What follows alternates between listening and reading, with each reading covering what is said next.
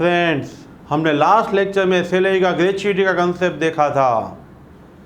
ग्रेच्युइटी है वो वॉल्यूंटरीली एम्प्लॉयर है वो एम्प्लॉय को पे करता है, लेकिन आज हमें डिस्कस करना है लीव सैलरी।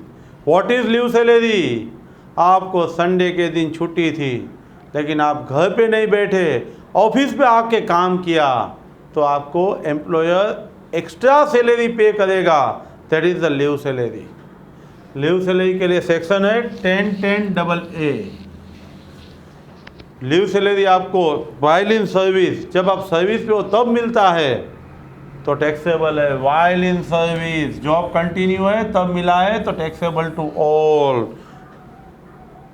हम 10 साल से जॉब कर रहे हैं, हमारा जॉब कंटिन्यू है, हमें आज पैसों की ज़रूरत है, तो हमने एम्प्लॉयर को रिक्वेस्ट किया और एम्प्लॉयर ने हमको पेमेंट कर दिया, तो लीव सैलरी हम कंटिन्यू जॉब में रिसीव करते हैं तो ऑलवेज टैक्सेबल होगा। अभी eight the time of retirement सबसे पहले गवर्नमेंट एम्प्लॉय है तो सेंट्रल स्टेट गवर्नमेंट एम्प्लॉय को मिल रहा है तो एग्जाम, सेंट्रल स्टेट गवर्नमेंट को मिल रहा है तो exam. Non government employees, list of the below is exam. Non government employees में list of the below is exam. 3 condition है। सेकंड कंडीशन, टोटल 4 कंडीशन है। 10 month average salary second condition. Third, MPL 25 lakh maximum permissible limit. Maximum permissible limit full life के लिए है। उसका मतलब पहले हम एक कंपनी में जॉब कर रहे थे, वहाँ पे हमने 5 लाख का एग्जाम्पशन लिया था, तो अभी हमें नई कंपनी में एग्जाम्पशन 20 लाख का ही मिलेगा actual receive. First condition, cash equivalent to credit at the time of retirement. Salary कितने पीरियड का देना है आपको? Cash equivalent to credit at the time of retirement. Word is very important. Retirement के टाइम आपके पास कितनी क्रेडिट पड़ी थी, उसका मतलब नॉट यूटिलाइज, आपने यूटिलाइज नहीं किया हुआ है। आपको पूरे आपके जॉब पीरियड में 500 डेज की क्रेडिट मिली थी, आपने 200 है वो यूटिलाइज किया, उसका मतलब 500 में से 200 डेज आप घर पे बैठे, 300 डेज आपने आके काम किया, तो आपको 300 डेज का सैलरी मिलना चाहिए। यहाँ पे जितना अनयूटिलाइज है, जितना क्रेडिट रिटायरमेंट टाइम पड़ा हुआ है, उतने दिन का सैलरी आपको मिलेगा, उसका केस इक्विवेलेंट आपको मिलेगा। सेकंड है 10 month average salary, MPL and actual received. इस चारों में से जो कम है ना, उतना आपको exam and received minus exam करोगे तो टैक्सेबल आएगा। रिसीव्ड माइनस एग्जाम करोगे तो टैक्सेबल आएगा। सी सर्टेन नोट्स। सबसे पहले credit at the time of retirement count करने के टाइम एम्प्लॉयर 30 डेज से कम पर एनम आपको लीव दे रहा है तो एम्प्लॉयर का वर्किंग ले लोगे तो चलेगा। उसका मतलब क्रेडिट मैक्सिमम कितना अलाउड है? 30 days as per income tax और allowed by employer whichever is less. Problem कहाँ पे होता है? जब आपको एम्प्लॉयर मोर देन 30 डेज का लीव अलाउ करता है, तब आप उसका वर्किंग नहीं ले सकते। आपने लीव कितना यूटिलाइज किया है वो आपको फाइन करना पड़ता है। फॉर एग्जांपल 14 ईयर से आप जॉब कर रहे हो, एम्प्लॉयर ने आपको 40 डेज लीव अलाउ किया है तो 560 टोटल अलाउड है।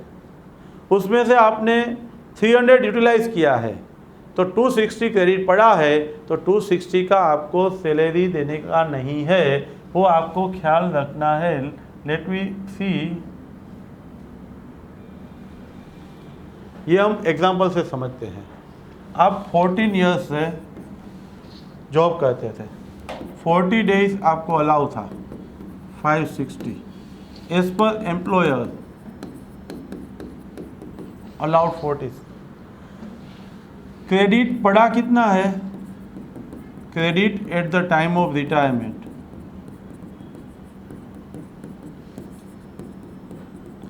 रिटायरमेंट के टाइम क्रेडिट पड़ा है आपके पास 260, तो यूटिलाइज कितना होगा?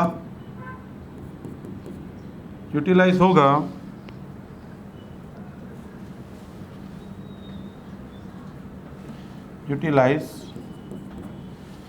होगा 300 डेज।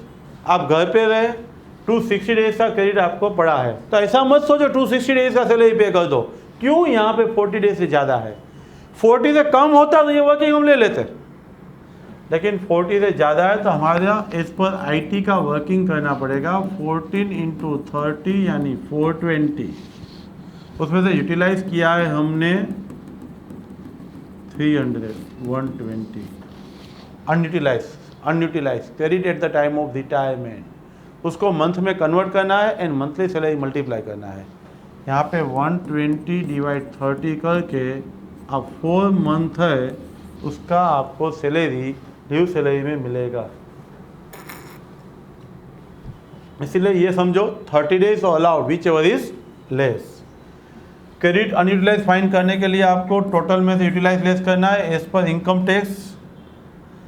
केस इक्विवेलेंट का मीनिंग क्या होगा? यहाँ पे केस इक्विवेलेंट है monthly credit at the time of retirement. Monthly credit यानी 5 मंथ, 6 मंथ, 7 मंथ, कितने मंथ क्रेडिट पड़ा हुआ है। क्यों मंथली कर रहे हो? डे से तो डिवाइड 30 क्यों कर रहे हो कि सैलरी आपके पास मंथली है। यहाँ पे आपको कितने मंथ की क्रेडिट पड़ी है, month multiply monthly salary, month multiply monthly salary, यही करना है। तो सैलरी कौन सा लेना है? तो ग्रेच्युइटी में नोट कवर 1972 में जो आपने लिया था ना, basic plus DA intern plus commission on turnover, वही लेना है। लास्ट 10 मंथ का एवरेज ही लेना है, लेकिन ख्याल रहे ग्रेच्युइटी में नोट कवर 1972 में आप प्रीसीडिंग मंथ ले रहे थे। नवंबर 25 को रिटायर्ड हो रहे हो तो आप अप टू 31 अक्टूबर तक का 10 मंथ का सैलरी काउंट करते थे। लास्ट जो कंप्लीटेड मंथ था ना, वहाँ से प्रीसीडिंग 10 मंथ जाते थे आप इन ग्रेच्युइटी नोट कवर 1972। लेकिन लीव सैलरी में 25 नवंबर को रिटायर्ड हुए हो तो उसी दिन से अगले 10 महीने जाना है। Preceding day is important in case of a leave salary. Gratuity की तरह ही है, डेथ के बाद एम्प्लॉय के रिलेटिव्स को, लीगल हेयर को कुछ भी लीव सैलरी मिलेगा तो वह leave salary in the hands of legal heir, due कब हुआ है वो देखना है। आफ्टर डेथ ड्यू होना चाहिए, तो लीगल हेयर के हाथ में एग्जम्प्ट है। लेकिन मरने से पहले ड्यू हुआ है, रिसीव लीगल हेयर के हाथ में हुआ है, तो लीगल हेयर मरने वाले एम्प्लॉय का रिटर्न भर के उसमें टैक्सेबल करेगा। Due after death then exempt, वो आपको याद रखना है। तो बेसिकली लीव सैलरी शॉर्ट में एक बार रिवाइज कर दो।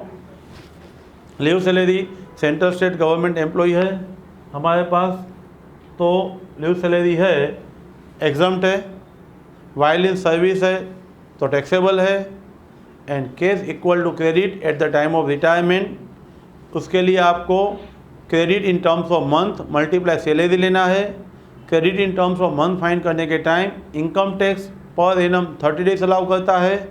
नंबर ऑफ ईयर्स कंप्लीटेड आप कंसीडर करोगे लीव सैलरी के अंदर, आपको जितने साल आपने जॉब किया है फ्रैक्शन इग्नोर करके नंबर ऑफ ईयर्स मल्टीप्लाई 30 करके जितना यूटिलाइज किया है वो लेस करके मल्टीप्लाई मंथली सैलरी करोगे, और सैलरी में रिटायर्ड हुआ उससे दिन से अगले आपको 10 मंथ का सैलरी लेना है और उस सैलरी का एवरेज निकालना है और multiply credit in month find करना है। फर्स्ट सेकंड 10 मंथ का एवरेज सैलरी वो तो सिंपल है। लीव सैलरी में जब रिटायर्ड हुए उससे अगले 10 महीना लेना है, अगले दिन से 10 महीना, जो हमने इसके वर्किंग के लिए किया ही होगा। फर्स्ट में हमने जो एवरेज सैलरी फाइंड किया है उसमें एवरेज नहीं निकालो तो ये सेकंड 10 मंथ का सैलरी आ जाएगा। बाकी सैलरी का डिफरेंस सेम ही है, basic plus DA in terms plus commission on turnover, terms यानी जो रिटायरमेंट बेनिफिट के लिए कंसिडर किया जाता है वो। लेकिन याद इतना ही रखना है उसका रिटायरमेंट हुआ उससे अगले दिन से 10 महीना आपको काउंट करना है।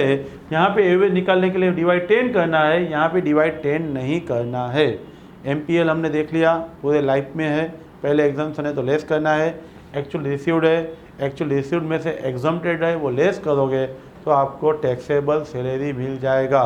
फ्रेंड्स, इस वीडियो का सभी लोग फ़ायदा ले पाए, इसलिए अपने मैक्सिमम फ्रेंड्स को ये वीडियो शेयर करो और नए वीडियो के लिए चैनल सब्सक्राइब करो। Thank you very much.